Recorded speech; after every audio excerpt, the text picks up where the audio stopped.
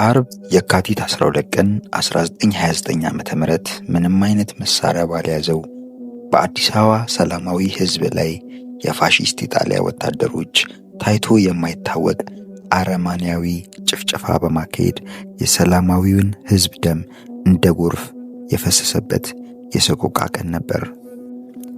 ግራዚያኒ የንጉሳቸው የልደት ክብረ በዓል ምክንያት በማድረግ ለድሆች ምጽዋት እሰጣለሁ በማለት በያኔው ገነተ ልዑል ቀዳማዊ ኃይለ ሥላሴ ቤተ መንግሥት ይባል የነበረውና በአሁኑ የአዲስ አበባ ዩኒቨርሲቲ ውስጥ ሕዝቡ በጠዋት እንዲሰበሰብ ጥሪ አድርጎ ነበር።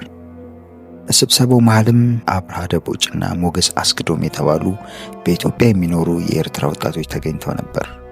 ሁለቱ የኤርትራ ወጣቶች ከኤርትራ ወደ ኢትዮጵያ የመጡት በኢጣሊያ ቅኝ ግዛት በነበረችው ኤርትራ የመማር ዕድላቸው ጠባብ ስለነበረ ኢትዮጵያ መጥተው በምኒልክ ትምህርት ቤት ተመዝግበው ለመማር ነበር። አብርሃ ደቦጭ የኤርትራ ክፍለ ሀገር ተወላጅ ነው። የፋሺስት ወረራ በኢትዮጵያ ላይ በተነሳበት ጊዜ አብርሃ አዲስ አበባ ከተማ ውስጥ ተፈሪ መኮንን ትምህርት ቤት ይማር ነበር። አብርሃ ጣሊያንኛ ተምሮ ስለነበር አዲስ አበባ ውስጥ ኢጣሊያ ሌጋሲዮን የሚሰሩ ዘመዶቹን ለመጠየቅ እየሄደ በዚያ ካሉ ጣሊያኖች ጋር ተዋውቋል። ወደ ጣሊያን ሌጋሲዮን መመላለሱና ከኢጣሊያን ሰዎች ጋር መተዋወቁ አስጠርጥሮት አብርሃ ደቦጭ ተይዞ ታስሮም ነበር። የታሰረው አፈ ንጉሥ ከልካይ ቤት ውስጥ ነበረ። ኢጣሊያ አዲስ አበባን በያዘ ጊዜ አብርሃ ደቦጭ ከእስር ተፈታ። ከተፈታ በኋላ አብርሃ የእውቁ የኢትዮጵያ የጦር መሪ የራስ ደስታ ዳምጠው ዘመድ ከሆነችው ሰች እስጢፋኖስ ጋር 1928 ዓመተ ምህረት በጋብቻ ተሳሰረ። እሷንም በሚስትነት አግብቶ መኖር ጀመረ። ኢጣሊያንኛ ተምሮ ስለነበር አዲስ አበባ ባለው በፋሺስት ፖለቲካ ቢሮ ውስጥ ተቀጥሮ መስራት ጀመረ። በዚህ ጊዜ ከሞገስ አስገዶም ጋር ተዋውቀውም አልቀሩ፣ ጓደኛም ሆኑ። ሞገስ አስገዶም 1904 ዓመተ ምህረት ኤርትራ ውስጥ ደቀ መሐሪ አቅራቢያ በምትገኝ አልፋልባ በተባለች ቀበሌ ተወለደ። ሞገስ አስገዶም የሚኖረው ስብዓት ከሚባል ጓደኛው ጋር ነበር። ስብዓት ደግሞ የሚሰራው ከጀርመን ኮንሱላር ሚስዮን ውስጥ ነው። ሞገስ ጎበዝ ተማሪ፣ አስተዋይ ስብዕና እንደነበረው በጸባዩም ደግና ለሰው አሳቢ ተደርጎ ይቆጠር እንደነበር የታሪክ ክታቦች ያስረዳሉ። ሞገስ አስገዶም ጣሊያኖቹን አምርሮ በመጥላቱ ግራዚያኒና ፋሺስቶች ላይ አደጋ ለመጣል ማሰብ ማውጠንጠን ጀምሯል። ለዚህም ጣሊያኖቹ ላይ አደጋ ለመጣል እቅዱ ሁነኛ ረዳት ስለፈለገ አብርሃምን ጠርቶ ራስህን ለሀገር መስዋዕት ማድረግ አይኖርብህምን በማለት እንደተናገረው ታሪክ ዘግቧል። አብርሃ ደቦጭ እንደ ሞገስ ሁሉ ፋሺስት ኢጣሊያን በሚያራምደው የዘረኝነት እንቅስቃሴ ላይ ጥላቻ ስለነበረው ወደ ገነተ ልዑል ቤተ መንግሥት ከመሄዱ በፊት ከቤቱ ሲወጣ የኢጣሊያንን ሰንደቅ ዓላማ ከተሰቀለበት አውርዶና መሬት ላይ አንጥፎ በሳንጃ ከወጋው በኋላ ሳንጃው ጫፍ ላይ የኢትዮጵያን አረንጓዴ፣ ቢጫ፣ ቀይ ሰንደቅ ዓላማ አስሮ አውለብልቦት ነበር።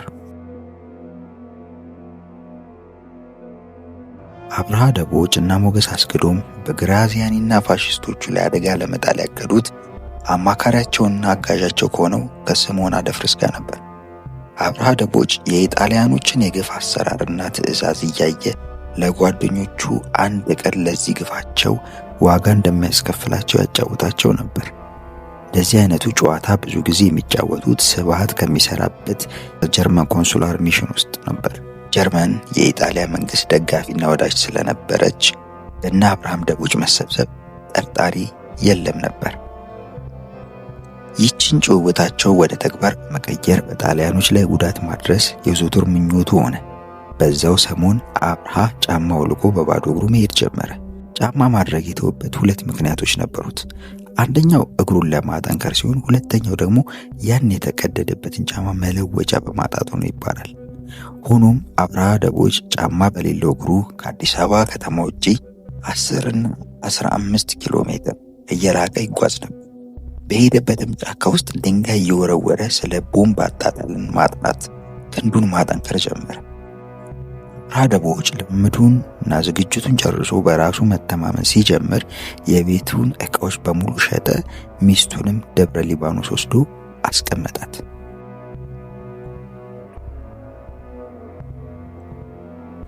የኢጣሊያ ልዑል ልጅ ስለወለደ በአዲስ አበባ ቤተ መንግስት ለልጁ መወለድ ምክንያት የደስታ ስጦታ ለማድረግ መወሰኑን ሰማ።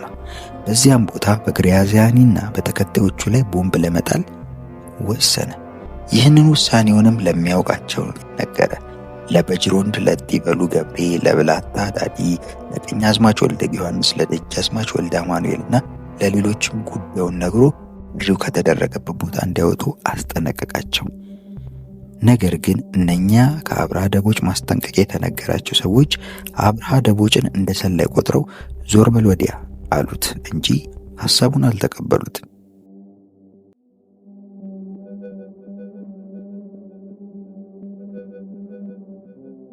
የካቲት 12 ቀን 1929 ዓመተ ምህረት አብርሃ ደቦጭና ሞገስ አስገዶም በዓሉ ከሚደረግበት ቦታ ቀደም ብለው ደረሱ። ሁለቱም ወጣቶች ወደ ስብሰባው ከደረሱ በኋላ ግራዚያኒ ንግግር ማድረግ ጀመሩ። ከጠዋቱ 5 ሰዓት ሲሆን በስብሰባው ላይ የተገኙ የኢጣሊያ ባለስልጣናት ለተሰበሰበው ሕዝብና በስብሰባው ለተገኙ ቀሳውስት እሰጣለሁ ያሉትን ምጽዋት ማደል ጀመሩ። አብርሃና ሞገስ ሁለቱ ልባም ወጣቶች በኪሶቻቸው ቦምቦች ይዘዋል። በዚህ ጊዜ አብርሃ ደቦጭና ሞገስ አስገዶም ቀስ እያሉ ግራዚያኒ ንግግር ወደሚያደርግበት መድረክ ተጠጉ። ከተጠቁም በኋላ ደብቀው የያዙትን 10 ያህል ቦምብ መወርወር ጀመሩ። ሁለቱም ወጣቶች በተፈጠረው ግርግር መሃል ከመሸሻቸው በፊት ቦምቦችን በተደጋጋሚ ወረወሩ። ታሪክ ከታቢው ሪቻርድ ፓንክረስት እንደገለጹት ሁለቱ ወጣቶች ያመለጡት የውስጥ አርበኛ በመሆን አርበኞችን የሚረዳ ስምዖን አደፍርስ በሚባል የታክሲ ሹፌር አማካኝነት ሲሆን ስምዖን ያደረገው አስተዋጽኦ ይህ ብቻ ሳይሆን ወጣቶች የወረወሩትን ቦምብ ያቀረበላቸው እርሱ ነው ይላሉ ሪቻርድ ፓንክረስት። ስምዖንም በበኩሉ ቦምቦችን ያገኘው የኢትዮጵያ አርበኞች አባል ከሆነ መትረየስ ተኳሽ ወታደር ጓደኛው ሲሆን ይህም ወታደር አብርሃ ደቦጭና ሞገስ አስገዶምን ቦምቡን እንዴት መጠቀም እንዳለባቸው በማሳየት አሰልጥኗቸዋል። ቦምቡ ሲወረወር ከኢጣሊያ ባለስልጣኖች ጋር የነበሩት በኢትዮጵያ የመጨረሻ የሆኑት ከግብጽ ኮፕቲክ ቤተክርስቲያን የተሾሙት ሊቀ ጳጳስ አቡነ ቄርሎስ አራተኛ ሲቆስሉ ጳጳሱ ጥላያሽ ግን ወዲያው ሞተ። የተወረወረበት ቦምብ ከቆሰሉት ውስጥ የግራዚያኒ ምክትል የሆነው ጄኔራል አርማንዶ ፔትሬቲ ሲሆን የአየር ኃይል ጄኔራል ሊዮታ አንድ እግሩን አጥቷል። ግራዚያኒም ቢሆን አልቀረለትም። የተወረወረው ቦምብ አጠገቡ በመፈንዳቱ ሳቢያ 365 የቦምብ ፍንጣሮች በሰውነቱ ተሰግስገው ስለነበረ ወደ ኢጣሊያ ሆስፒታል ተወስዶ አስቸኳይ ቀዶ ጥገና ተደርጎለት ከሞት ሊተርፍ ችሏል። አብርሃ ደቦጭና ሞገስ አስገዶም በወሰዱት እርምጃ የተበሳጩት የኢጣሊያ ባለስልጣኖች የአጸፋ እርምጃ በመውሰድ የኢጣሊያ ፖሊሶች ወዲያውኑ በተሰበሰበው ሰላማዊ ሕዝብ ላይ ያለምንም ገደብ የጥይት ዝናብ እንዲርከፈከፍባቸው አዘዙ።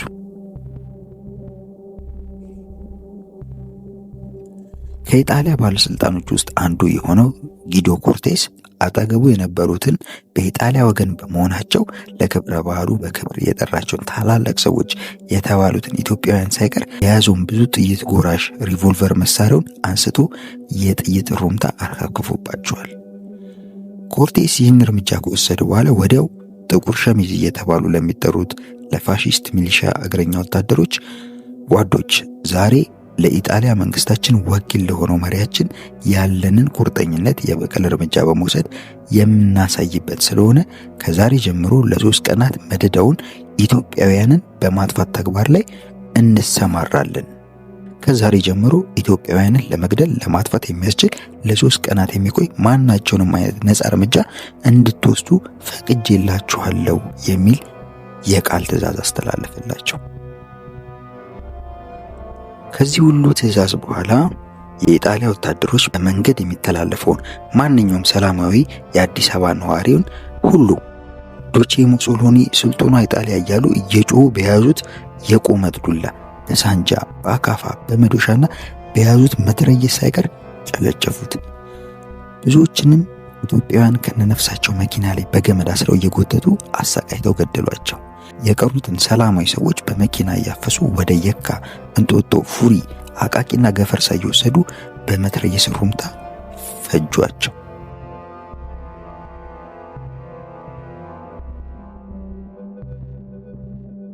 በአካባቢው ያገኙትን የሰላማዊ ሕዝብ ቤት ነዳጅ እያርከፈከፉ አቃጠሉት። በቤቱ ውስጥ የተገኘ ወንድም ሆነ ሴት ልጅ ታቅፋ የምታጠባ እናት ከቤት እንዳይወጡ ከውጭ እየተቆለፈባቸው ያለምንም ምሕረት ነዳጅ እያርከፈከፉ እጅግ ዘግናኝ በሆነ ጭካኔ ጣሊያኖች አቃጠሏቸው። የግሪክና የአርመን መኖሪያ ቤቶችም ሳይቀሩ እየሰበሩ እየገቡ በቤት ውስጥ ተቀጥረው የሚያገለግሉትን ኢትዮጵያውያንን እያወጡ ገደሏቸው። የገደሏቸውንም ሰዎች ሬሳ ፎቶ ያነሱ ነበር።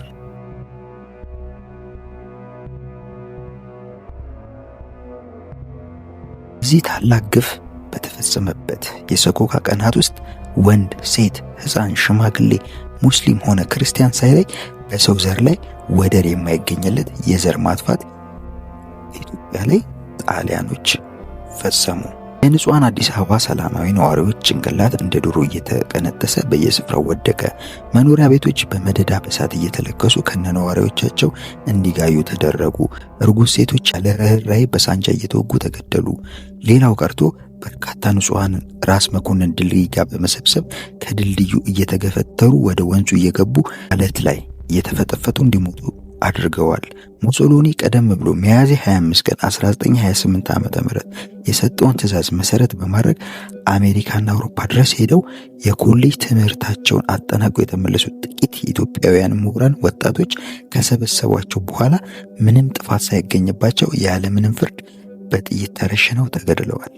በተለይ የጥቁር አንበሳ ወጣት አባላት ከራስ ምሩ ጋር እጃቸውን ከሰጡ በኋላ በአዲስ አበባ ከተማ ይገኙ ስለነበረ አንድ ባንድ እየተለቀሙ ተረሽነዋል። ይህ የምሁራን ጭፍጨፋ በዘመኑ የነበረው አንድ ትውልድ ያጠፋ በመሆኑ በኢትዮጵያ ፖለቲካና ምሁራዊ ታሪክ ላይ የማይሽር ትልቅ ጠባሳ ጥሎ አልፏል።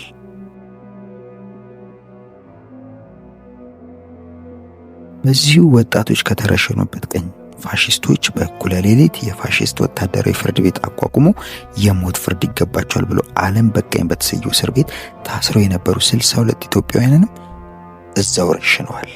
ከዚህ የግፍ ጭፍጨፋ በኋላ እግዚአብሔር ሰውሮ ያተረፈው መኳንንቱን ተራውን ሕዝብ የተማረውንም ሆነ ያልተማረውን ሁሉ ሰብስበው በየስፍራው አከማይተው ማሰር ጀመሩ። ከታሰሩትም መካከል የሚፈልጉትን ሰው እያወጡ በየጫካው እየወሰዱ ሲገሉ ሰነበቱ። በመጨረሻም የታሰረው ሰው በሙሉ በመኪና ጭነው እያሳፈሩ ከፊሉን ወደ ሶማሊያ መቃዲሾ፣ የቀረውንም ኢጣሊያ ወደሚገኘው አሲናራ ወደ ተሰኘው እስር ቤት አጓጓዙት። የጦር መሪዎችና አርበኞች የሆኑት ክቡር ራስ ደስታ ዳምጠው፣ ክቡር ደጃዝማች በየነ መርዕድና ክቡር ራስ ገብረ ማርያም ባላንቃ እስከ መጨረሻዋ ደቂቃ ድረስ በጀግንነት ተዋግተው ለውድ ሀገራቸው ነጻነት መስዋዕት ሆነዋል። ከየካቲት 12 ቀን 1929 ዓ.ም ጀምሮ በ3 ቀናት ውስጥ በግፍ የተጨፈጨፉ ኢትዮጵያውያን ቁጥር 30,000 ይደርሳል።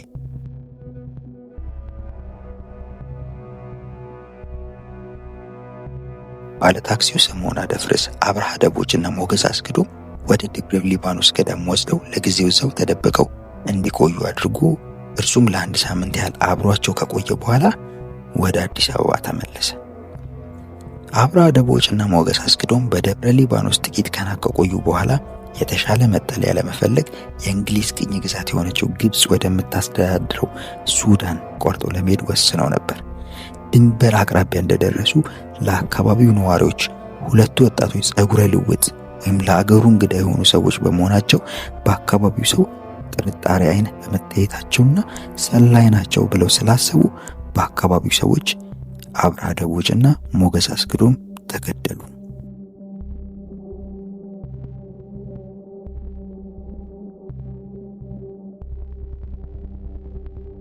የውስጥ አርበኛ የነበረው ስምዖን አደፍርስም ወደ አዲስ አበባ እንደተመለሰ በፋሺስት ወታደሮች ከተያዘ በኋላ ፋሺስቶች አሰቃይተው ገደሉት። ይህን የፋሽስት ጭፍጨፋ በወራሪ በተወራሪ ወገን የነበረውን ቅራኔ በማካረር የጸረ ኢጣሊያ ተቃውሞ ከመደበኛ ጦርነት ወደ ሁለተኛው ምዕራፍ ወደ ሆነው ወደ ሽምቅ ውጊያ ጉሪላ ፋይቲንግ አሸጋገረው።